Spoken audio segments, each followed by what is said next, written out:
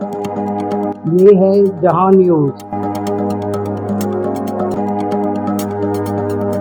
دیکھتے ہیں پروگرام گفتگو جہاں کے ساتھ۔ بسم اللہ الرحمن الرحیم۔ السلام علیکم ناظرین، امید ہے آپ خیریت سے ہوں گے۔ اللہ آپ کو حفظ و امان میں رکھے۔ ناظرین، میں سید حسن وقار پروگرام گفتگو جہاں کے ساتھ آپ کی خدمت میں حاضر ہوں۔ آج مارچ کی 25 تاریخ ہے۔ 23 مارچ یوم پاکستان آپ نے منایا، آپ نے مسلح افواج کی پریڈ دیکھی اور آپ کو اندازہ ہو گیا ہوگا کہ ہماری افواج کتنی مستعد اور ہر طرح سے لیس اور ہر مشکل کے لیے تیار، اور دشمن کو منہ توڑ جواب دینے کے لیے ہر وقت مستعد اور تیار نظر آتی ہیں۔ اور آپ نے ان کا پاک فوج کا یہ مظاہرہ اور یہ یقین کر لیا ہوگا کہ ہماری فوج ماشاءاللہ سے کتنی ایک منظم اور پاورفل افواج دنیا میں سے ایک فوج ہے پاکستان کی فوج۔ ہمیں پاکستانی کیا عالم اسلام کو پاکستان کی فوج پر فخر ہے، اور بجا طور پر ہمیں یہ فخر کرنا چاہیے، کیونکہ پاک فوج نے ہی ملک کو ہر مشکل سے نکالنے کا، اور ہمیں بجا طور پر یہ فخر کرنا چاہیے کہ پاک فوج ہی ہے جس نے ہر مشکل میں عوام کا ساتھ دیا ہے، اور عوام کے اعتماد پہ فوج ہماری پوری اتری ہے۔ ہم دعا گو ہیں کہ ہماری فوج اللہ اس کو ہر مشکل سے بچائے، اور جو مشکل آئے اس کا سامنا کرنے کی ہمیں ہمت دے۔ اور اس وقت اندرونی طور پر اور بیرونی طور پر جن مشکلات سے پاکستان دوچار ہے، خصوصاً دہشت گرد جو ہمارے ارد گرد پھیل چکے ہیں، ہماری دعا ہے کہ ہماری پاک فوج ان دہشت گردوں کا کلہ کما کر کے ان پہ قابو پانے کے بعد ملک کو استحکام کی طرف لے کر جائے، آمین۔ اب ہم شروع کرتے ہیں۔ پروگرام کا اگلا جو ٹاپک ہے وہ سیاسی ہوتا ہے۔ ہمارے پروگرام چونکہ پاکستان میں انتخابات کے دوران ہی صرف نہیں، پاکستان میں ایسا ایک تلاطم آیا ہوا ہے سیاسی میدان میں کہ اس کی ہوا کبھی ادھر کا رخ کرتی ہے، کبھی ادھر کا، کبھی مشرق، کبھی مغرب۔ یہ سمجھ نہیں آ رہا کہ اس میں ٹھہراؤ کب آئے گا، استحکام پیدا کب ہوگا۔ الیکشن جب نہیں ہوئے تھے تو سوچا جا رہا تھا، خیال کیا جا رہا تھا کہ الیکشن جب ہوں گے تو ملک میں سیاسی استحکام آئے گا، سیاسی استحکام سے راہ ہموار ہوگی اقتصادی اور معاشی ترقی کی طرف، لیکن سیاسی استحکام کے بعد راہ ہموار ہوگی اقتصادی بحالی کے لیے اور معاشی استحکام کے لیے۔ لیکن بظاہر ایسا نظر آ رہا ہے کہ نہ تو ہم ملک میں سیاسی استحکام لانے کی اس توقع کر سکتے ہیں کہ ملک میں سیاسی استحکام ہے۔ ظاہر یہ ہو رہا ہے کہ ملک میں سیاسی استحکام کی امید کم ہے، کیونکہ ہمارے سیاستدان ان کو چین ہی نہیں آتا جب ایک دوسرے کو یہ تنازع کھڑا کر کے چھیڑے نہیں۔ یہ ہمیشہ شاید ان کا طریقہ کار یہی ہے سیاست کرنے کا کہ یہ جیسے کہیں بیٹھتے ہیں تو نیک کام کی ہم گفتگو کریں، لیکن ہمارے ہاں یہ روایت ہے کہ ہم فضول ٹائم گزارتے ہیں اور مقصد کی بات نہیں ہوتی، ایک دوسرے پہ الزامات لگانے کی اور ایک دوسرے کی خامیاں ڈھونڈنے کی کوشش کرتے ہیں۔ تو اب چاہیے تو یہ تھا کہ پی ٹی آئی تھی، مسلم لیگ نون یا پیپلز پارٹی، یہ سب آگے کی طرف سوچ دے، لیکن ایسے حالات کریٹ ہو جاتے ہیں کہ الیکشن ہونے کے بعد ایک بھی جماعت سوائے پاکستان مسلم لیگ کے، لیکن وہ بھی چونکہ وزن پلڑے کا برابر رکھنا ہوتا ہے۔ پی ٹی آئی پنجاب پہ اگر الزام لگا رہی ہے کہ پنجاب میں دھاندلی ہوئی، تو انہوں نے بھی پلڑے کا وزن برابر کرنے کے لیے یہ کہا کہ جہاں تم پی ٹی آئی والے جیتے ہیں وہاں اس کا مطلب یہ ہے دھاندلی نہیں ہوئی، اور یہاں ہارے ہو تو یہاں دھاندلی ہوئی۔ تو انہوں نے بھی برابر حساب رکھنا پسند کیا، مناسب سمجھا، اور کہا ہمارا الزام یہ ہے کہ کے پی میں انتخابات کے دوران دھاندلی ہوئی ہے۔ اب یہ دھاندلی کرتے پھر حالات خراب کریں گے۔ اگر ایک دوسرے کو کسی کو بھی شک ہے تو وہ آڈٹ کرانے کے لیے تیار ہو جائے۔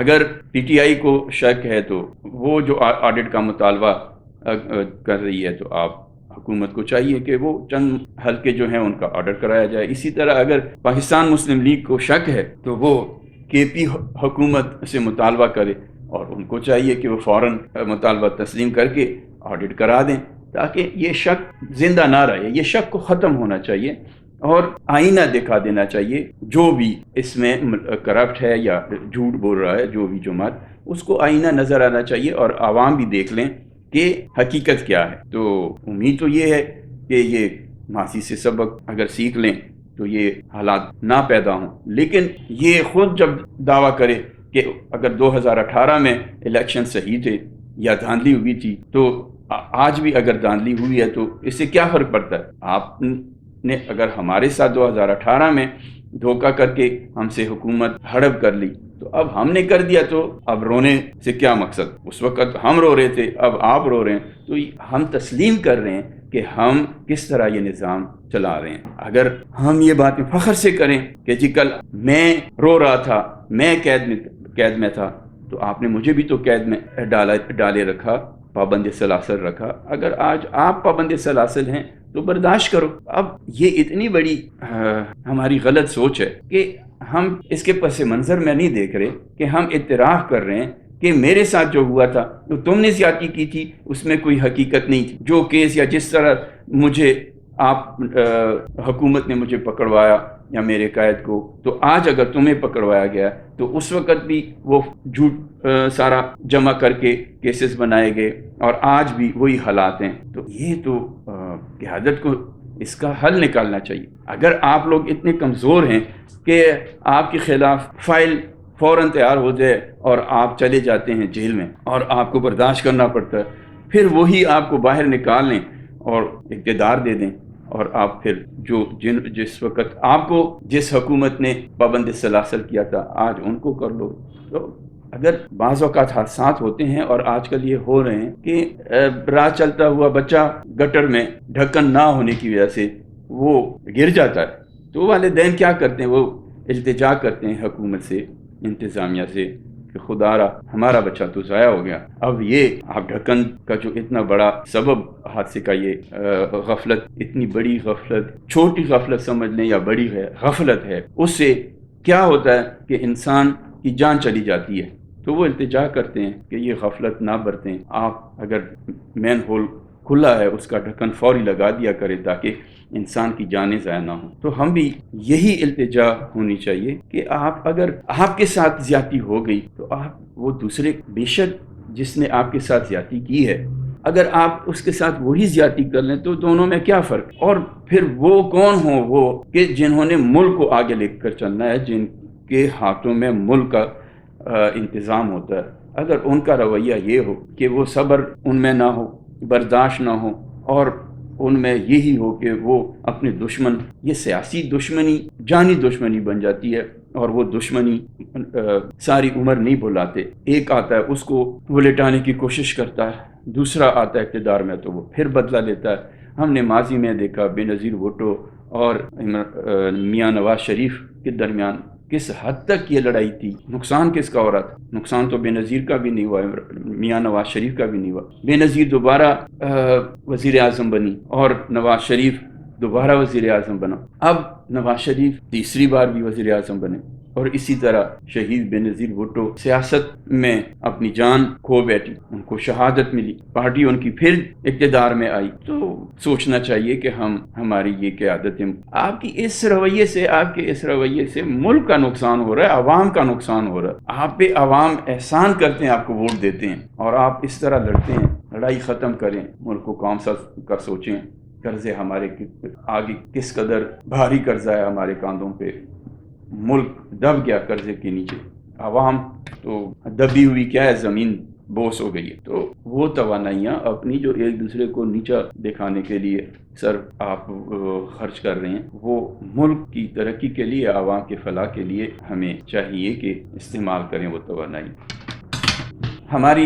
ہماری کمزوری یا ہماری کمزوری یہاں سے عیاں ہوتی ہے کہ ہمارا جو انتظامی ڈھانچہ ہے وہ بالکل فیل ہے۔ اس کی کارکردگی یہ ہے کہ زبانی جمع خرچ ہوتا ہے، عملاً جو بھی پالیسی آتی ہے یا جو بھی اقدام کرنے کا حکم ہوتا ہے اس پہ عمل نہیں ہوتا۔ ثبوت یہ ہے کہ 2 دن پہلے پھر ڈور کسی نوجوان، ایک خوبصورت نوجوان کے گردن پہ پھر گئی اور وہ موقع پہ ہی جاں بحق ہو گئے۔ یہ کب تک ہوتا رہے گا؟ اگر ہم اب ایک طرح سے پھر وہ اگر مثال جڑ جاتی ہے، مل جاتی ہے، یعنی یہ بھی دہشت گردی ہے. ہم ایک طرف دہشت گردوں سے تنگ آ چکے ہیں، دوسری طرف یہ جو دہشت گرد ہے، نہ بچوں کو خیال ہے، نہ والدین کو خیال ہے، نہ یہ پتنگ اور ڈور بیچنے والوں کو خیال ہے کہ یہ نقصان کا سبب بنتے ہیں. نقصان، ایسا نقصان کہ جان چلی جاتی ہے. ایک انسان کی اگر جان چلی جاتی ہے تو قوم کو سوچنا چاہیے یا اس بندے کو سوچنا چاہیے.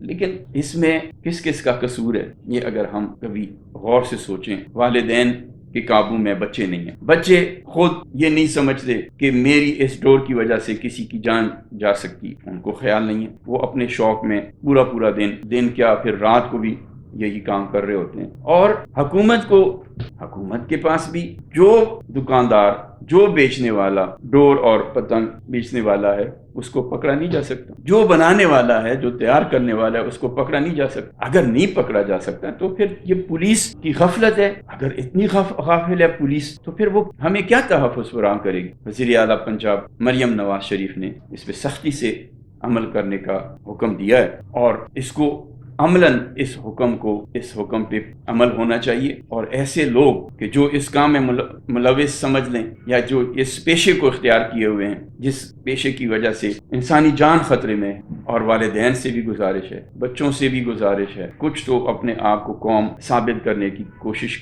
کریں، کوئی ثبوت دیں کہ ہم قوم ہیں، ہمارے دماغ کام کرتے ہیں، ہم سوچتے ہیں، اپنا بھلا دوسرے کا بھی. اگر آج کسی کی جان چلی جائے تو میں یہ کہنا بھی نہیں چاہتا، لیکن آپ یہ سوچیں کل اگر آپ خود کہیں موٹر سائیکل پہ یا ایسا آپ کا کوئی رشتہ دار اور وہ اس حادثے کا شکار ہو جائے، تب آپ کیا کریں گے؟ خدا را یہ چیز جان لیوا ہے. اس سے آپ جان کو خطرہ نہیں ہے، آپ کی جان کو بھی خطرات ہوتے ہیں. بچے گر جاتے ہیں پکڑنے کے لیے، لوٹنے کے لیے جب بھاگتے ہیں سڑکوں پہ، اور چھتوں سے گر جاتے ہیں. لیکن یہ تو آپ خود ایک ایسا کام کر رہے ہیں مہم، جس کا پتہ ہے آپ کو کہ آپ کی جان بھی خطرے میں ہے. لیکن جو بے گناہ ہے، جس کو وہ راہ چل رہا ہے، روڈ کے اوپر چل رہا ہے، اور آپ کی ڈور جو کٹی ہوئی ہے اس کی شاہراہ کاٹ دے، تو یہ تو وہ کل کہیں بچے ذکر کر رہے تھے، ایک دوسرے کو کہہ رہے تھے، وہ یہ کہہ رہے تھے کہ اللہ کو تو پتہ ہے کہ یہ ڈور کس کی تھی. اگر جس کی ڈور سے کسی کا انسان کا گلا کٹ گیا تو اس کو نہیں پتا کہ میری ڈور ہے، لیکن اس صاحب کو پتا ہے کہ یہ کس کی ڈور تھی. اور وہ قاتل اس جہاں میں وہ قاتل شمار ہوگا، گمنام قاتل. تو اس کی سزا یہ بہتر آپ جانتے ہیں کہ اگر کسی کے ہاتھ سے یا کسی کے عمل سے انسانی جان ضائع ہو جائے تو اس کو کیا سزا ملے گی. یہ آپ سوچیں، ہمیں سوچنا چاہیے. اور اگر ہماری غفلت سے بھی کسی کا نقصان ہوتا وہ بھی ہمیں سزا ملے گی. اس امید کے ساتھ کہ ہم اچھے کام کو اپنائیں گے، اچھا سوچیں گے، عوام کا، اپنا، قوم کا، ملک کا. اللہ ہمیں توفیق دے نیکی اور بھلائی کی. اب اجازت چاہوں گا. اللہ حافظ.